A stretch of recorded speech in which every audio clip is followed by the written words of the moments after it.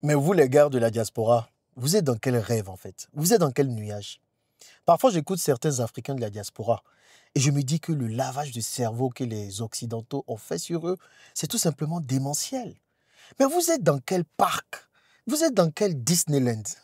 Parfois, je ne sais pas si vous réalisez ce que vous dites quand on parle de l'Afrique. Aujourd'hui, les Africains sont devenus les vecteurs de la négativité sur l'Afrique elle-même. Et ça, je trouve ça incroyable et inconcevable. Si vous ne vous réveillez pas de votre rêve, les gars, le réveil sera brutal. Il sera trop tard demain. Parce que l'Occident que vous êtes en train d'embellir, l'Occident que vous êtes en train de voir positivement, l'Occident va se cracher si ce n'est déjà le cas d'ailleurs. Donc, il y a des choses, il y a des comportements, il y a des phrases que des Africains disent sur l'Afrique que je ne comprends absolument pas. Et c'est comme ça que vous faites quand Jean-Yves va venir encore parler. Vous allez dire, Jean-Yves, tu parles mal aux gens de la diaspora. Laisse les gens de la diaspora tranquilles. Il y a des millions et des millions d'Africains en Afrique. Il faut travailler avec eux. Mais non, on va vous forcer à travailler avec nous. Parce que l'Afrique, ça nous appartient à tous, si on ne comprend pas ça. Vous vous demandez certainement où je vais en venir. Bon, je rentre dans le vif du sujet. J'ai partagé une vidéo hier dans laquelle je partageais avec vous l'histoire de deux de mes amis, Thierry et Marguerite. Ce sont des noms que je leur ai donnés comme ça pour ne pas révéler leur vraie identité.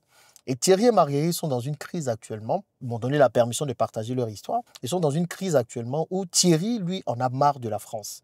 Il vivait en France, il a décidé de rentrer en Afrique. Il n'en peut plus de la France, il n'en peut plus de la discrimination raciale, il n'en peut plus de l'atmosphère lourde qui existe en France, il n'en peut plus de tous ces problèmes qu'il a en France. Il veut venir en Afrique, avoir une vie un peu plus douce, un peu plus tranquille. Marguerite, son épouse, elle ne veut pas, pour plusieurs raisons que j'ai citées dans la précédente vidéo. Allez la regarder. Donc, j'ai posté cette vidéo sur ma chaîne. Vous avez été nombreux à commenter cette vidéo. Beaucoup de commentaires. Cela veut dire que c'est un sujet qui parle à toute la communauté. On est d'accord. Et j'ai pris le temps de lire vos commentaires.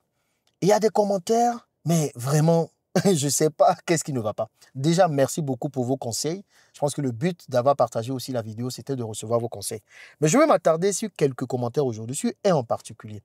Et c'est une vague de personnes, un groupe d'Africains de la diaspora que je ne comprends pas. Moi, je ne comprends pas. OK? Donc, on va s'attarder sur cette histoire.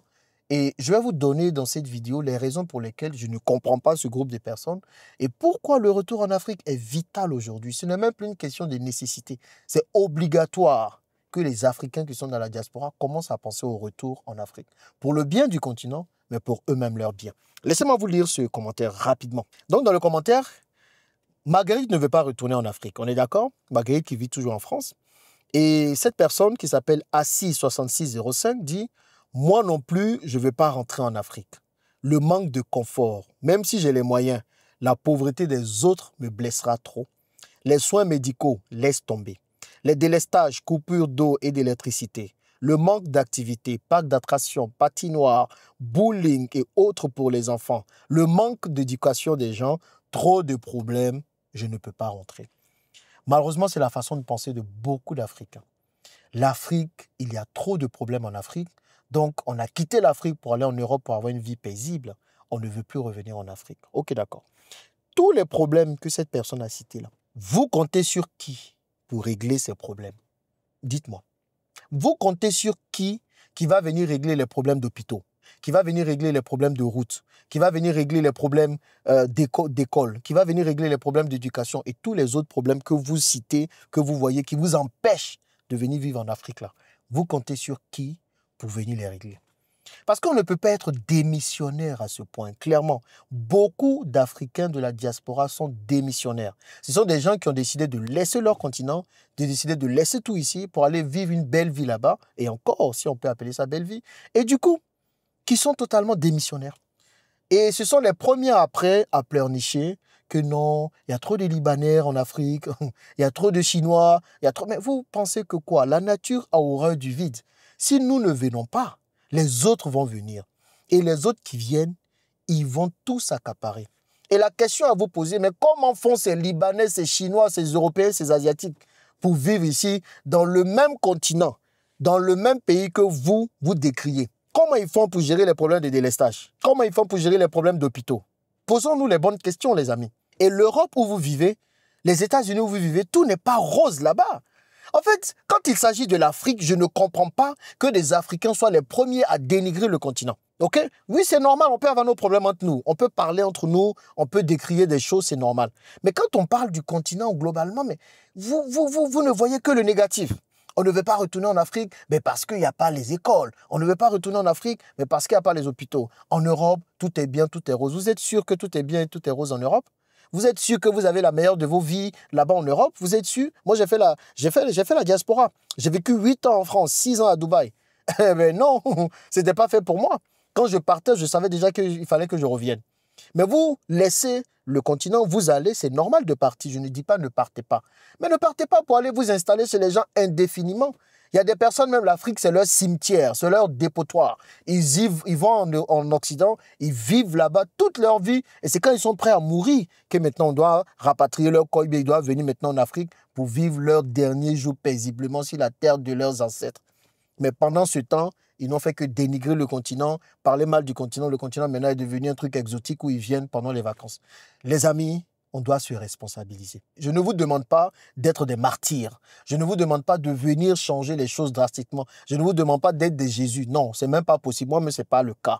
Mais je me dis que c'est anormal en 2025 que des gens disent « je ne veux pas rentrer en Afrique pour ci ou ça, ou ci ou ça ». Il y a quelques pays, et quelques pays, on peut les compter du bout des doigts, où il y a quelques soucis politiques, structurels et tout. Je peux comprendre les ressortissants de ces pays-là. Mais après, l'Afrique compte plus de 54 pays quand même.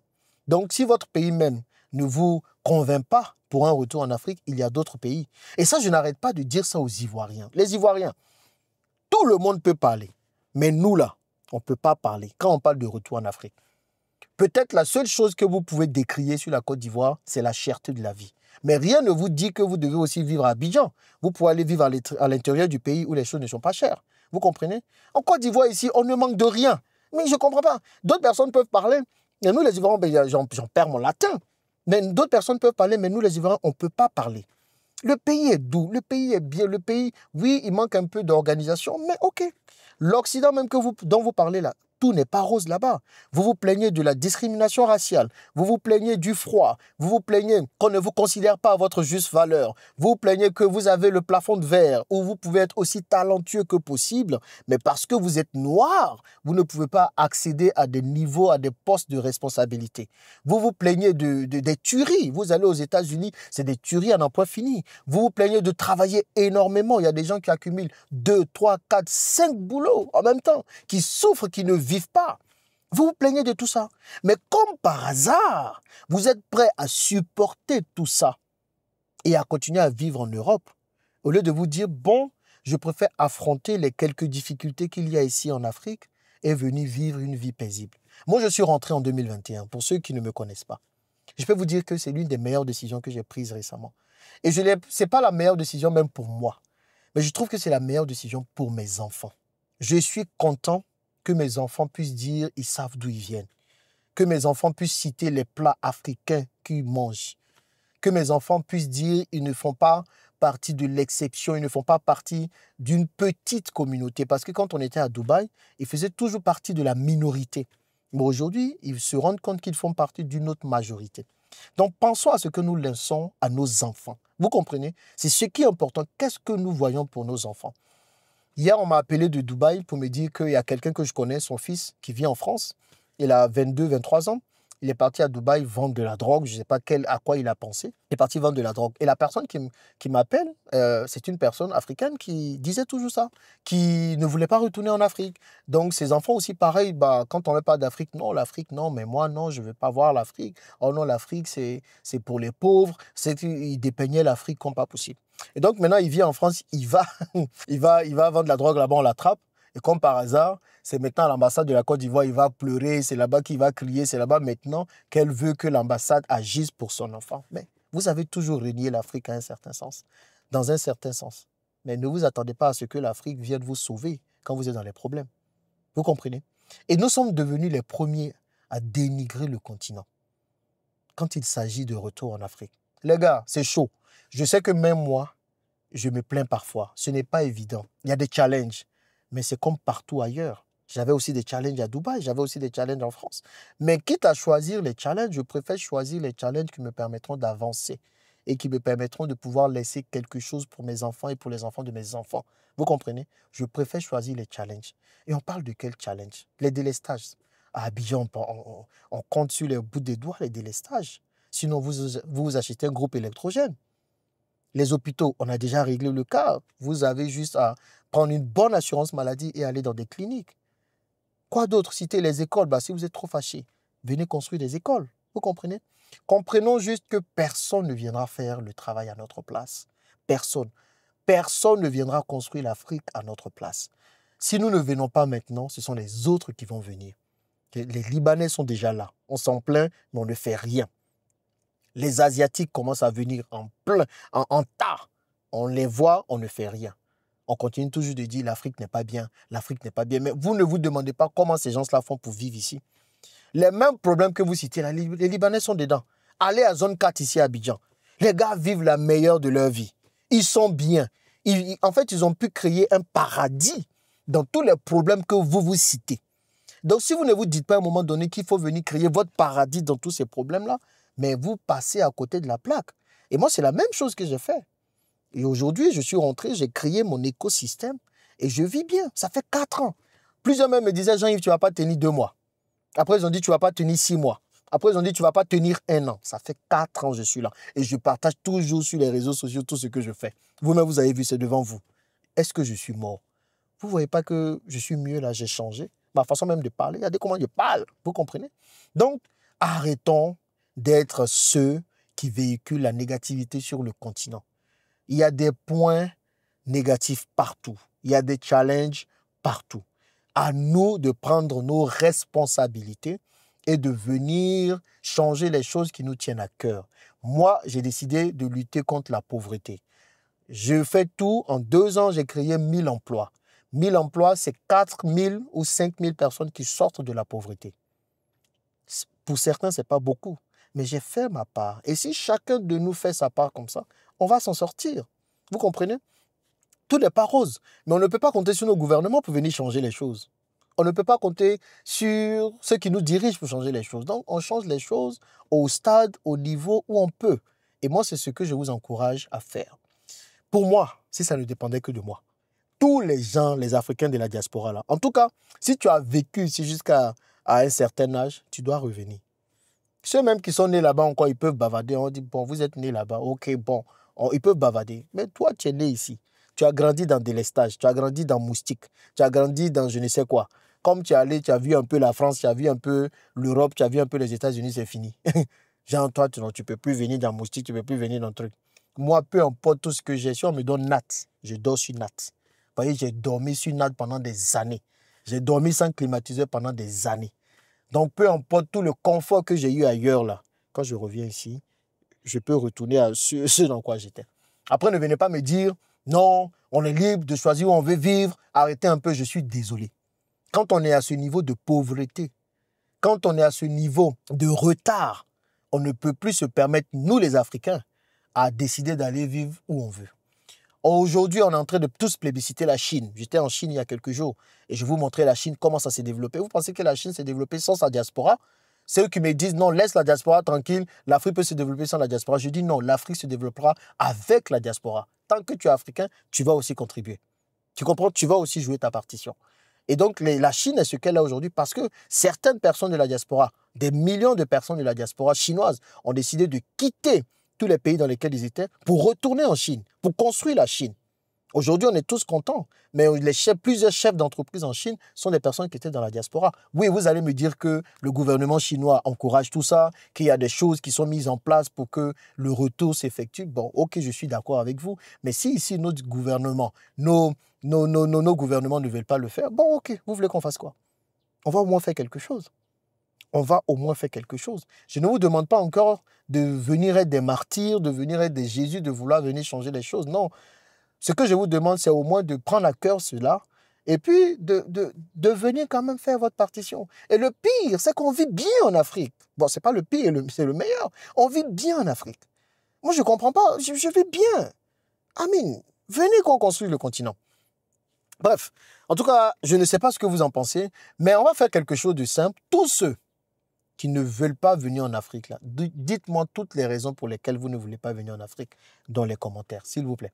Dites, je veux voir. Et je pense que c'est une question capitale, en tout cas moi, qui me tient à cœur. Et il faut qu'on en parle. Il faut qu'on en parle. Donc, je vais prendre chacune des raisons que vous allez citer et puis je vais en faire des vidéos. Et je vais vous partager peut-être les bonnes raisons de venir aussi en Afrique. Peut-être que je vais faire une série de vidéos comme ça. Dites-moi si ça vous intéresse. Pourquoi rentrer en Afrique? Comment je suis rentré en Afrique? Comment je vis mon retour en Afrique? Et tout ça. Mais comprenez qu'aujourd'hui, l'Occident est en train de se casser la figure.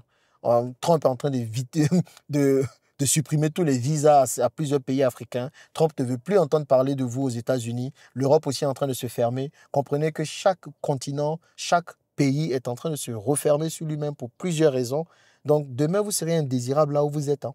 Peut-être que vous ne le savez pas encore, mais je vous le dis, et ce n'est pas un scoop. On va vous chasser de là où vous êtes. Et c'est là maintenant vous allez commencer à courir partout, vous allez vous rappeler l'Afrique. L'Afrique où il y avait les délestages, l'Afrique où il n'y a pas d'hôpitaux. C'est là maintenant vous allez courir, prendre vos bagages pour venir dans la même Afrique. Là. Je préfère me préparer pour rentrer en Afrique de moi-même que de me faire chasser de chez les autres comme un malpropre. Et c'est ce qui va arriver à beaucoup d'entre vous. Le pseudo-confort qu'on vous donne là-bas, ça va finir bientôt. Ça va finir. Pas que je suis en train de médire sur l'Europe, mais c'est quelque chose que nous sommes en train de voir. On parle du déclin de l'Occident depuis plusieurs années maintenant. Donc préparez-vous. Préparez-vous parce que l'Europe que vous embellissez, que vous praisez, c'est pas que vous chantez là, ça va finir bientôt. Et vous allez revenir ici. On va supprimer les CAF, toutes les allocations que vous avez. À cause de ça, vous ne voulez pas venir en Afrique là. Et puis on va voir. Franchement, je trouve que c'est inadmissible qu'on soit encore en train de parler de ces questions en 2025. On ne doit pas convaincre un Africain de revenir vivre en Afrique. Certains même me disent, donne-moi des exemples de réussite. Reviens, c'est tout. Reviens. Dites-moi ce que vous en pensez dans les commentaires. À plus.